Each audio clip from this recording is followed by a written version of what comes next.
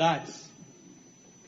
O Evangelho é uma boa notícia de que o Senhor, Ele veio até essa terra, Ele morreu por nós, Ele ressuscitou e Ele vive pelos séculos dos séculos. E nos dá a chance de também entregarmos a vida para Ele, de o recebermos como Senhor e Salvador e morarmos no céu. Você crê nisso? Aleluia. Mas, além dessa boa notícia, tem surgido uma onda aí de falsas notícias, as famosas fake news. Talvez você esteja se perguntando, só o que falta, o pastor vai falar de fake news e quem sabe de política. Não vou falar de política, pode continuar sentado, relaxa, fica tranquilo. Meus irmãos, existem fake news a respeito do Evangelho, a respeito de Jesus Cristo, a respeito da salvação. Como pastor dessa igreja, e aproveitando hoje a oportunidade que você, que é nosso convidado, que está aqui hoje pela primeira vez, ou segunda, ou terceira, está nos dando a honra de estar aqui hoje. Quero aproveitar para desfazer alguns mitos, algumas notícias fake que circulam por aí a respeito dessas coisas. Amém, queridos? Vamos lá. Diz a palavra de Deus em 2 Timóteo, capítulo 4, versículos 3 e 4. 2 Timóteo, capítulo 4, versículos 3 e 4. Está aqui no telão também. Pois virá um tempo em que não suportarão a sã doutrina. Pelo contrário, sentindo coceira nos ouvidos, segundo os seus desejos, juntarão para si mestres. Eles se recusarão a dar ouvidos à verdade, voltando-se para mitos, recusando-se a ouvir a verdade e se voltando para mitos. Logo, tem muita gente por aí contando historinhas a respeito de quem é Deus, a respeito da salvação. Primeiro, vamos lá. Primeira coisa. O que importa é que te faz feliz. O que importa é o que te faz feliz. Isso é um mito, gente. Isso é um mito. Imagine que você diria isso para uma criança de 5 anos. Você olharia e ele quer comer muitas balas e doces antes do almoço. E você diria para ele que importa é o que te faz feliz. Você consegue imaginar isso? Ele vai lá na cozinha e ele pega uma faca afiada de fazer churrasco. E você diz, você quer brincar com a faca? Quero. E você diz para a criança, o que te importa é o que te faz feliz. Brinque com a faca, que legal. Se você não faz isso com seus filhos, por que você acha que Deus faria isso com você?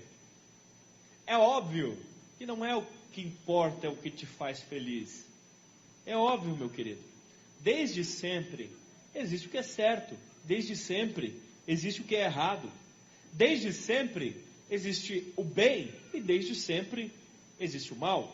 A palavra de Deus diz em Deuteronômio 30, 19: coloquei diante de você a vida e a morte, a bênção e a maldição. Escolham a vida, para que vocês vivam. Não diz escolha a felicidade, diz escolha a vida. Fala bênção, maldição, morte, vida. Diz escolha a vida. Amém? Um assassino pode ter prazer em matar, pode se sentir feliz por matar alguém. Isso não significa que está certo. Ele continua descumprindo aquilo que é a direção de Deus. Um adúltero pode se sentir muito feliz por estar adulterando e ninguém descobrir. Mas isso não muda o fato de que ele continua estando errado. Ele continua estando em pecado. Um idólatra pode ter a melhor das suas intenções na sua adoração, mas ele continua o quê? Perdido, apesar de estar com boas intenções.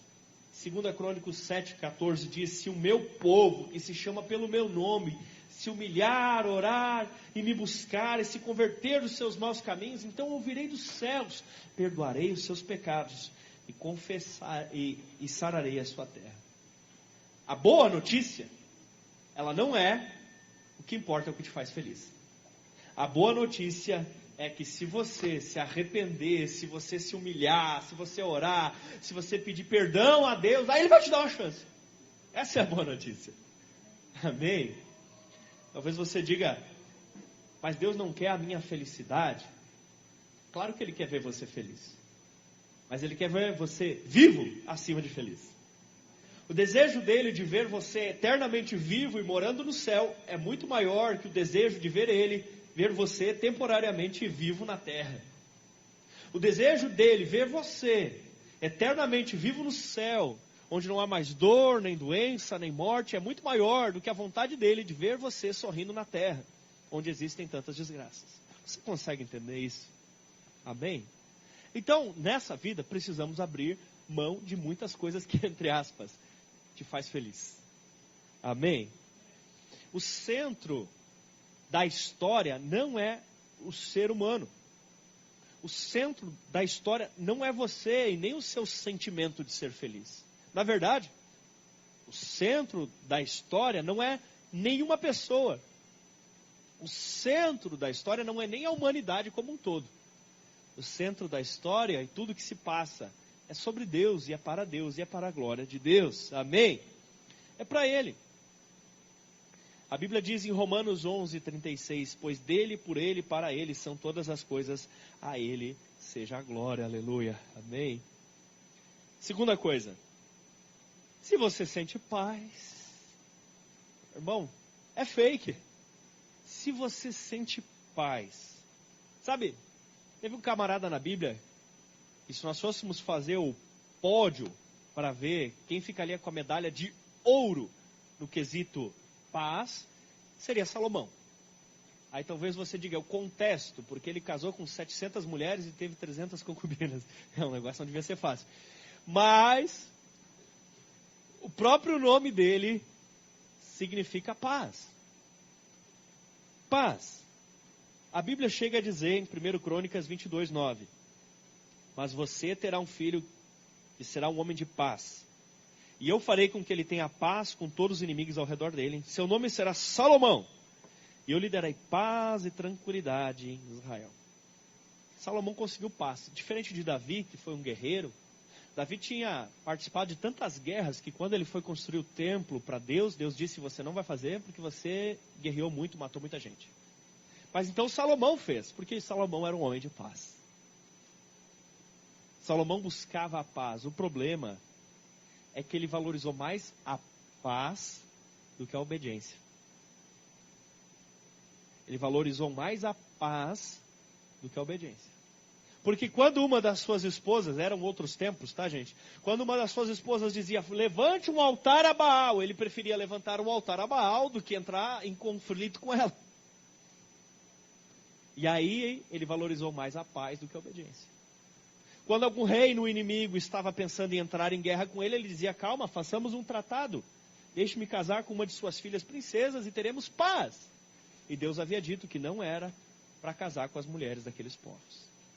Ele valorizou mais a paz do que a obediência. Logo, aquilo que era para ser a sua maior virtude se tornou a sua grande fraqueza. Existe uma paz que vem de Deus, mas existe uma paz que vem do mundo. Tanto que Jesus disse, deixo-vos a minha paz lhes dou, não vou lá dou como o mundo a dá. Existe uma paz que é de Deus e existe uma paz que é do mundo. Então, eu me sinto em paz. Meu querido, se você se sente em paz, mas o que você sente contradiz o que está escrito, a sua paz não é de Deus, a sua paz é que o mundo dá. Amém? Então, para que você use esse termo, eu sinto paz, tem que ser uma paz que está de acordo com a palavra de Deus. Amém? Olha só o que diz do Salomão aqui. 1 Reis 11, 9 até 11. O Senhor irou-se contra Salomão por ter se desviado do Senhor seu Deus, e lhe havia aparecido 2 vezes. Embora tivesse proibido Salomão de seguir outros deuses, Salomão não obedeceu à ordem do Senhor. Então o Senhor disse a Salomão, já que essa sua atitude, que você não obedeceu à minha aliança, os meus decretos, os quais eu lhe ordenei, certamente te darei o reino de você e darei a um dos servos. Meu Deus. Não interessa se você tem um caminhão de paz. Se você estiver em desobediência à palavra de Deus, você será reprovado. E é justamente aí que surgem as fake news a respeito de Deus, a respeito da salvação, a respeito da Bíblia. Porque um monte de gente sente um monte de coisa. E um monte de gente sente a sua própria verdade. E aí, se cada um tem uma verdade diferente, não existe verdade nenhuma. Né? Se cada um tem uma versão própria da verdade, então não existe verdade. Diluiu-se. Isso é fake. Queridos, a verdade tem nome e a mentira tem pai. A verdade tem nome e a mentira tem pai.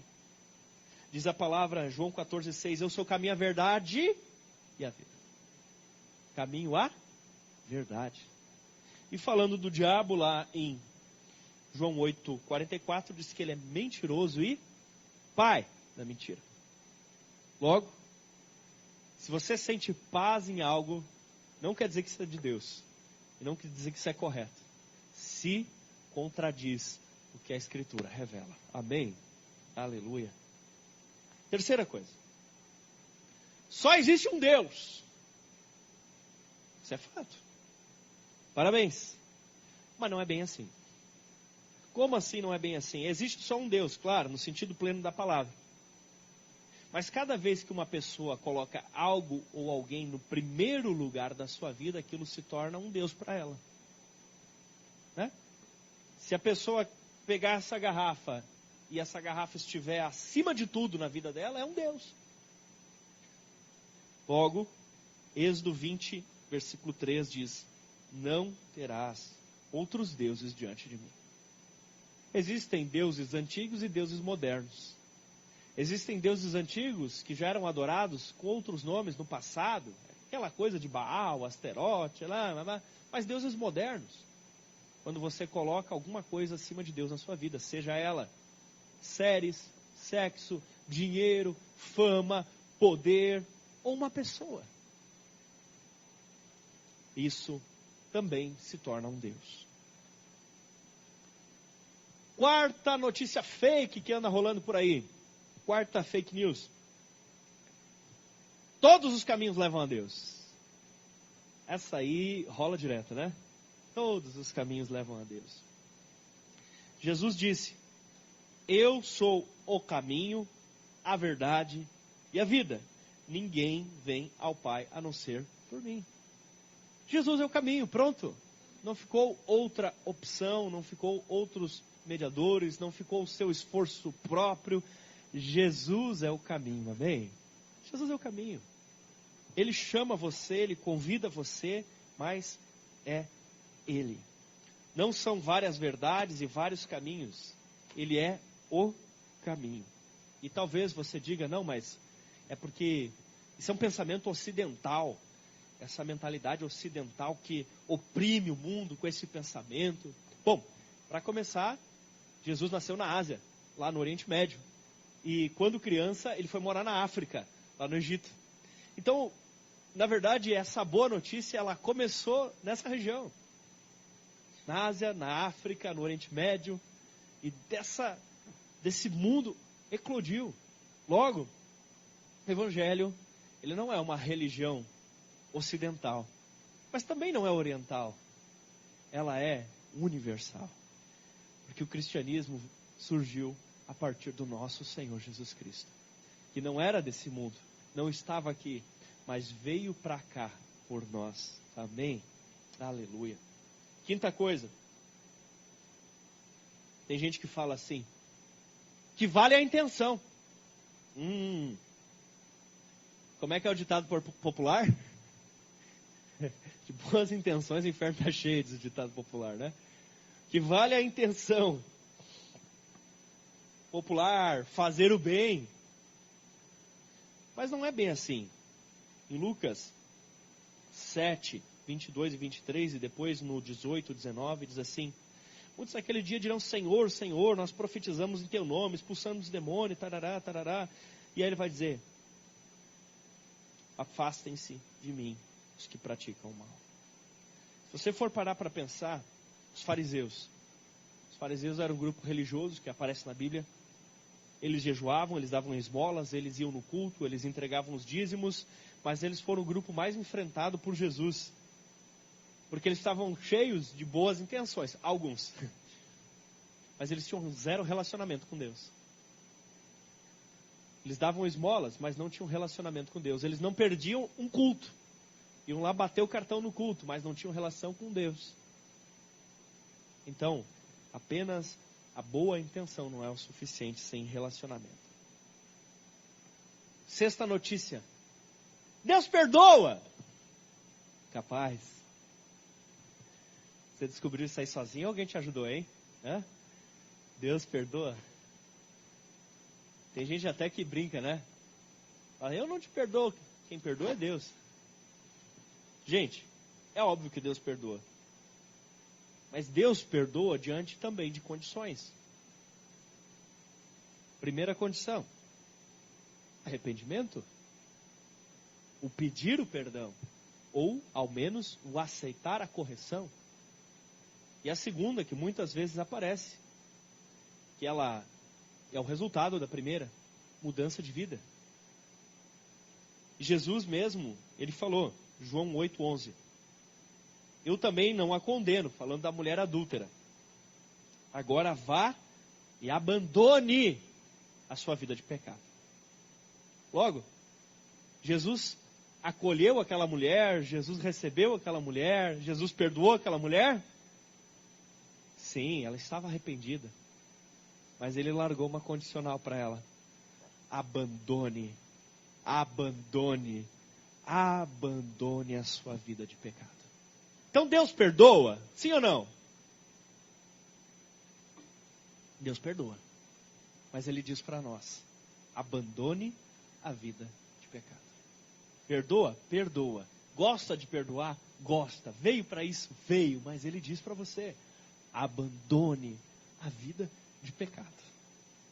Em João 5,14, chega a dizer assim, mais tarde, Jesus entrou no templo e lhe disse, olhe, você está curado, não volte a pecar, para que algo pior não lhe aconteça.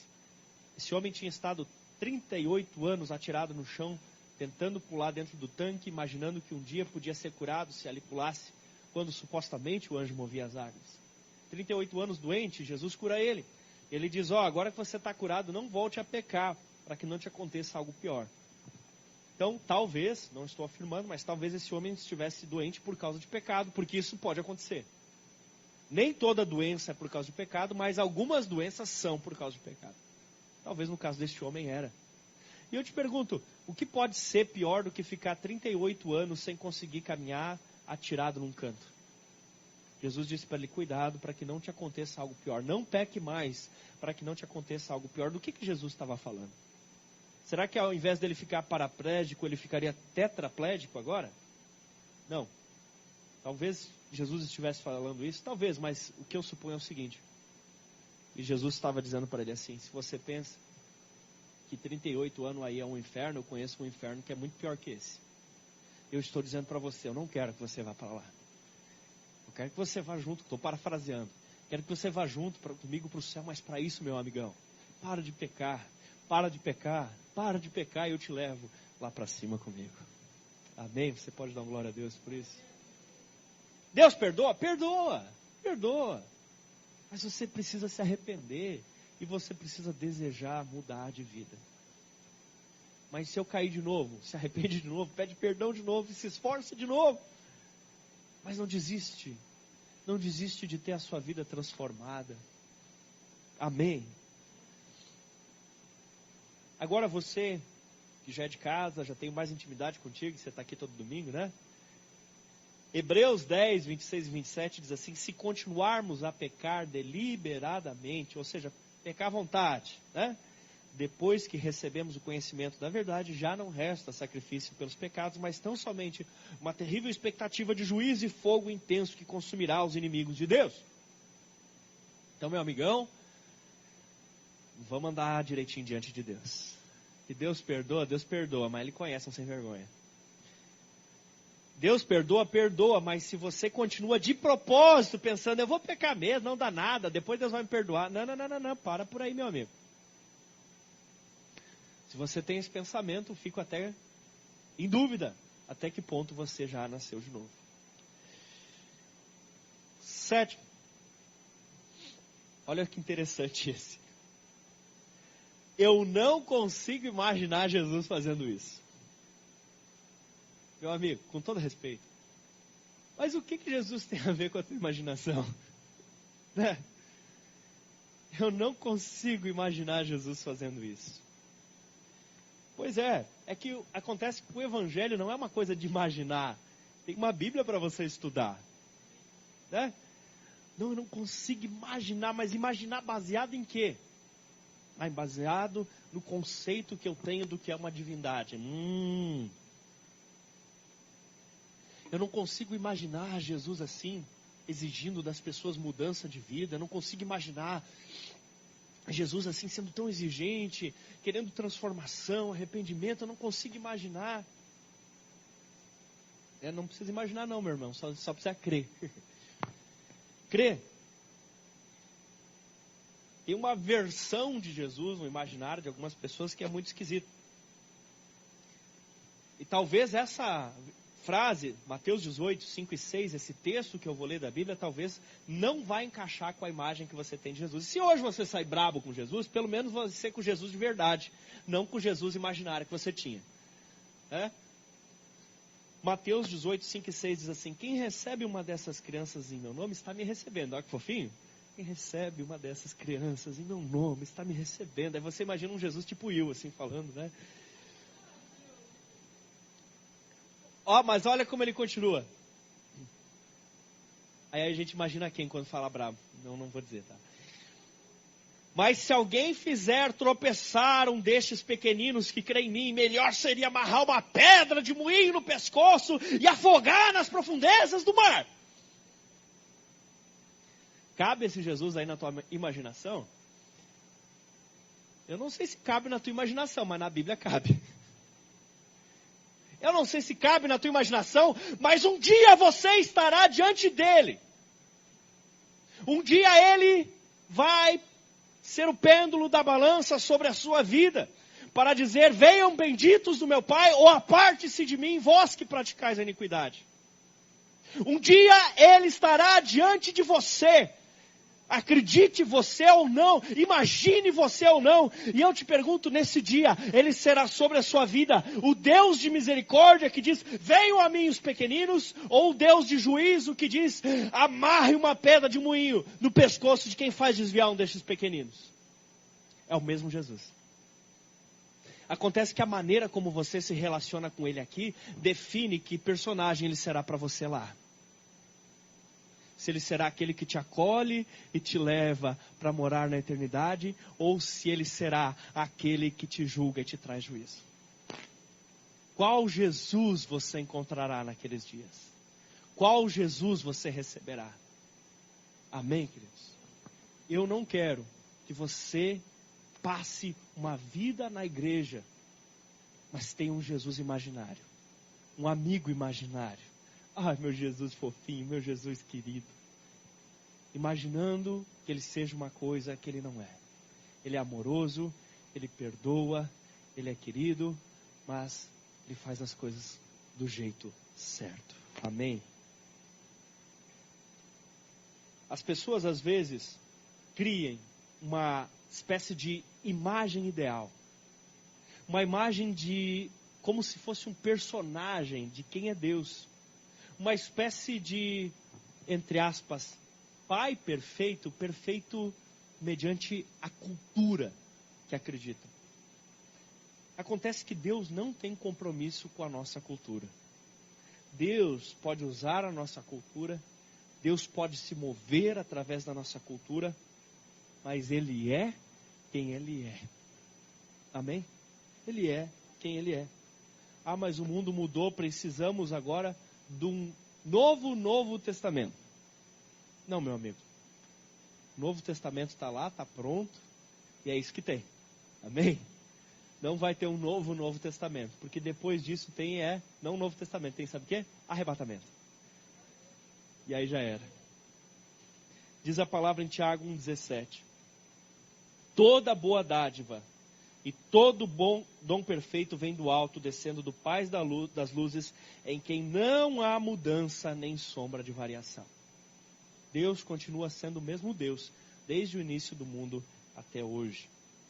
E ele diz em Apocalipse 1,8, eu sou o Alfa e o Ômega, diz o Senhor Deus, o que era e o que há de vir, o Todo-Poderoso. Oitava coisa. Tem uma notícia que às vezes se espalha por aí que é assim. Deus acolhe a todos. Deus acolhe a todos. E eu pergunto para você, tem certeza que Deus acolhe a todos? Deus ama a todos, é verdade. Mas Ele confronta os nossos erros. Olha só o que diz em Mateus 23 e 27. Falando dos fariseus. Ai de vocês, mestres da lei e fariseus hipócritas. Vocês são como sepulcros caiados, bonitos por fora, mas por dentro estão cheios de ossos e de todo tipo de imundície. Olha que bonitinho ele acolhendo os fariseus. Vocês são um túmulo, pintado de branco por cima. As pessoas ou passam por cima, ou olham que túmulo bonito, mas dentro tem coisa podre. Olha Jesus acolhendo os fariseus. E diz também em Lucas 10 e 12. Mas quando entrarem numa cidade e não forem bem recebidos, saiam pelas ruas e digam, até o pó da sua cidade, que se apegou aos nossos pés, sacudiremos contra vocês. Fiquem certos disso, o reino de Deus está próximo. Eu lhes digo, naquele dia haverá mais tolerância para Sodoma do que para com aquela cidade. Eita! Jesus acolhe a todos? Acolhe. Mas ele confronta. Porque aqui diz, maior juízo do que contra Sodoma. Qual foi o juízo contra Sodoma? A cidade foi destruída, choveu fogo do céu sobre a cidade. Nona coisa. Essa é bem fofinha também. Deus não quer que você sofra. Só que não. Justo o contrário. O sofrimento, muitas vezes, é uma ferramenta de Deus para nos tornar pessoas melhores. Quem nunca estava de nariz empinado lá e tomou uma na cabeça e baixou o nariz? Já te aconteceu? Comigo várias. Sofrimento, muitas vezes, é parte do processo. Colossenses 1:24, Paulo fala, agora me alegro em meus sofrimentos por vocês. E completo no meu corpo que resta das aflições de Cristo, em favor do seu corpo, que é a igreja. 1 Pedro 2,19 diz, porque é louvável que por motivo da sua consciência para com Deus, alguém suporte aflições sofrendo injustamente. Não quero incentivar você a ser um caçador de sofrimento, longe disso. Mas se por fazer o que é correto aos olhos de Deus, ele vier, encare. Ou se ele vier por conta dos seus erros, enfrente. Amém? Jesus disse, no mundo tereis aflições. Então o sofrimento acontece. Eu não quero iludir você. Eu não quero iludir você porque você comece a vir nos cultos e comece a imaginar o seguinte, agora eu virei crente, vai dar tudo certo. Vai dar tudo certo, mas certo aos olhos de Deus, não aos seus, tá? Agora que eu virei crente não vou mais ter nenhum problema. Ixi, meu amigo, quando você entrega a sua vida a Jesus, tem todo um sistema que se vira contra vocês e uma renca de capeta tentando te atacar. Mas graças a Deus, Ele diz, no mundo tereis aflições, mas tem de bom ânimo, eu venci o mundo. Aleluia. Quando você for lá no missões.org, vai ter 2 pontos bônus aqui, eu vou pular eles. 12. Tá, fake news que rola por aí. Demônios não existem. Ah, é? Eu não acredito em demônios. É bom você não acreditar mesmo, porque são mentirosos, né? E aí se você acreditar neles. Pensa comigo. Se uma pessoa ela chegasse aqui, tivesse uma arma aqui em cima, uma arma de fogo, e ela pensasse jamais que isso aqui estaria carregado. Eu não acredito que isso aqui está carregado. Quem é que ia ser o tanso que quer deixar uma arma de fogo carregada numa igreja? Quer ver como não está carregado? E tivesse carregado, já era. Independente dele acreditar que tinha bala ou não, já era. Uma criança, né? Imagina que ela está passando no zoológico e tem ali um leão na jaula, caminhando. E ela... tem que ser um gurizinho nessa história, né? O gurizinho tá ali muito agitadinho, muito eufórico. E ele disse, quer ver? Eu não tenho medo do leão. Ele não vai me morder. Ele precisa acreditar que o leão tem a capacidade de morder para ter a mão amputada? Não. Ele acreditando ou não, se o leão quiser, já era a mão. Você entende isso? Então, meus queridos, demônios existem. Demônios existem. Te dou a boa notícia que existe mais anjo que demônio. Te dou a boa notícia que Jesus não precisa lutar pessoalmente com nenhum demônio, porque primeiro os anjos que Jesus cria são mais poderosos. Se ele quiser, ele faz assim, cria um anjo agora mais forte que o próprio Lúcifer e derruba ele já na hora. Mas eles existem. E são mais fortes do que um ser humano sem Cristo. Eles existem, eles tentam te enganar, tentam te atormentar. E você precisa estar firme contra as ciladas do diabo. E se você algum dia se envolveu com demônios, você precisa renunciar. Você precisa sair disso. Você precisa entregar a tua vida para Jesus e iniciar uma transformação. Ah, mas eu pedi foi uma coisa boa. Se uma pessoa pedir dinheiro para o agiota, para ajudar na saúde de alguém, o que o agiota depois vai fazer com ela vai ser bom ou ruim? Mas ela pediu para uma coisa boa, para ajudar a saúde de alguém. Mas pediu para a pessoa errada. O que o agiota vai fazer? Você está entendendo? O diabo é como se fosse um grande agiota. Não importa se você pede, entre aspas, ajuda para bem ou para mal, o resultado sempre é o mesmo. Ele sempre intentará o mal contra a vida daqueles que o procuram. Próximo. Estamos acabando, tá? Irmãs que vieram do encontro, fiquem tranquilas, já está no finalzinho. Posso ser igreja sozinho? Uau, você descobriu a América agora. Só que não, né? Posso ser igreja sozinho. Por quê? Para começar, a própria palavra eclésia, que é a língua que foi escrito, o grego koiné, ela fala de reunião dos cidadãos chamados para fora dos seus lares, para um lugar público, para uma assembleia. A igreja, ela nos tira da individualidade e ela nos traz para dentro do coletivo. Não dá para ser igreja sozinho. 1 Coríntios 12:12 e depois 12:27 diz: ora, assim como o corpo é uma unidade, embora tenha muitos membros, e todos os membros, mesmo sendo muitos, formam um só corpo, assim também com respeito a Cristo. Ora, vocês são o corpo de Cristo e cada um de vocês individualmente é membro desse corpo. Amém? Vamos acabar? Vamos terminar a mensagem? Último mito. Fake news. Todos são filhos de Deus. Não. A gente fala seguido sobre isso, seguido. Talvez você está ouvindo pela primeira vez, mas eu quero ajudar você a entender isso. Todos são filhos de Deus. Pessoal, chega final de semana, vai abrir a sua coquinha, vai fazer um churrasquinho e diz, é que eu também sou filho de Deus. Mas talvez não seja. Com coquinha, com churrasco ou sem, com costelão ou sem costelão, talvez não seja filho de Deus. João 1,12. Contudo, aos que receberam, aos que creram em seu nome, deu-lhes o direito de se tornarem filhos de Deus. Se algo precisa se tornar, é que ainda não é. E detalhe que essa palavra deu-lhes o direito, deu-lhes o poder de se tornarem. Existiam várias palavras no grego que podiam ser usadas para esse direito, para esse poder. E a que é usada aqui é a palavra que se refere ao direito legal, como se fosse um documento de adoção. Você nasceu perdido. Em João capítulo 3, Jesus mesmo declara, ninguém pode ver o reino de Deus se não nascer da água do Espírito. Você precisa nascer de novo.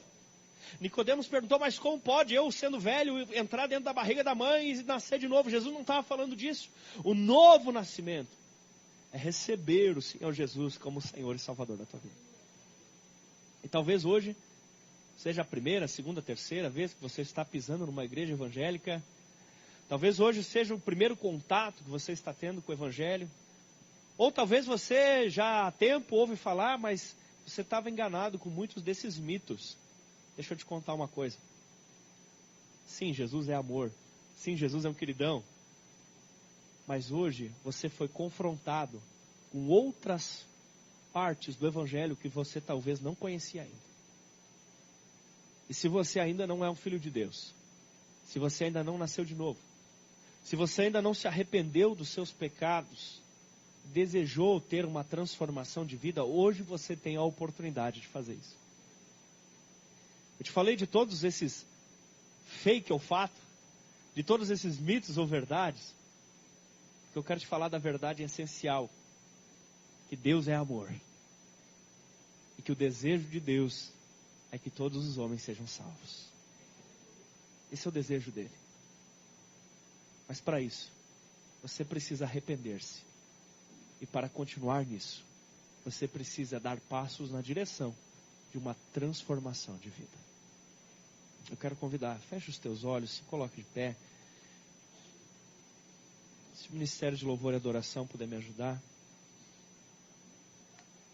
Ah, meu querido, eu quero te perguntar, feche os teus olhos para que nada te distraia. Coloque-se de pé para que o sono e o cansaço não te atrapalhem. Você acreditava em algum desses mitos? Você estava sendo enganado por alguma notícia fake a respeito do Evangelho? Talvez até aqui você só conhecia um Jesus imaginário. Que ele só era amor, mas você não entendia que o amor também traz confronto. O desejo de Jesus hoje é salvar você. Talvez enquanto você ouvia essa mensagem, você ficou apavorado, pensando que talvez se você partisse hoje, você encontraria Jesus não como o amigo que vai te levar para o céu, mas talvez você o encontraria como o adversário que pronunciaria a tua condenação. Talvez você se assustou com isso, mas nós podemos mudar isso. Na verdade nós não, Ele pode. Porque se nesse momento começa a surgir alguma variação de arrependimento no seu coração, saiba que isso não vem de você mesmo. Saiba que isso vem do Espírito Santo de Deus que já está trabalhando na sua vida. O Espírito Santo de Deus que já está tocando no seu coração. Que já está agindo em você. O Espírito Santo de Deus está falando ao seu coração dizendo: arrependa-se. Arrependa-se. Decida abandonar a velha vida. Decida abandonar o pecado. Decida encontrar-se com Jesus Cristo. Decida abandonar os conceitos imaginários a respeito de Jesus e se dedicar ao estudo da palavra de Deus. Jesus te ama. Jesus te ama. E Ele hoje te dá uma chance.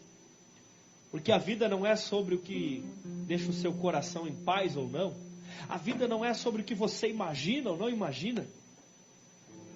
É tudo sobre Ele. E é tudo para Ele. Se hoje você se encontra arrependido, você quer garantir a sua fidelidade, a sua lealdade ao Senhor Jesus Cristo, entregue a sua vida para Jesus. Entregue a vida para Jesus. Porque a todos que o receberam, deu-lhes o direito de serem transformados em filhos de Deus. Os que creem no seu nome. Você crê em Jesus? Faça essa oração. Faça essa oração agora pedindo para Jesus te salvar. Diga assim: Jesus, você que quer essa salvação, você que quer sair dessa dúvida, você que quer iniciar um processo de transformação, diga: Jesus, hoje eu me arrependo dos meus pecados.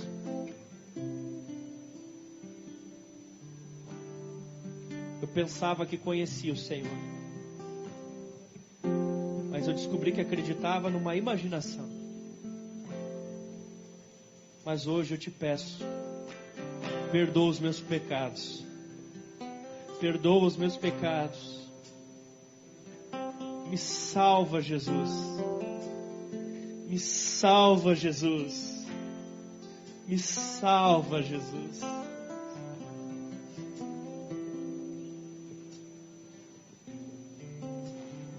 Eu declaro que eu te recebo como meu Senhor e como meu Salvador. Eu renuncio às trevas. Pelo poder do sangue de Jesus, recebo Deus como meu Pai. Eu te peço, Senhor, envia sobre mim o teu Espírito. Amém.